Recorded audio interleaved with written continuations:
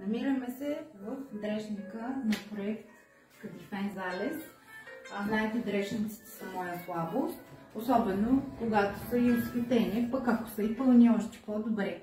Сега ще ви разкажем как възникна този дрешник. В съществуващото ни положение, когато заварихме това жилище, имахме 3 спални, мокро помещение с подход от коридора и една спалня с обособена баня и някакво преходно пространство. По задание обаче ние трябваше да обособиме гардеробна, т.е. дрешник, който да е към родителската спалня и съответно нормално е банята като подход да обслужва тази родителска баня.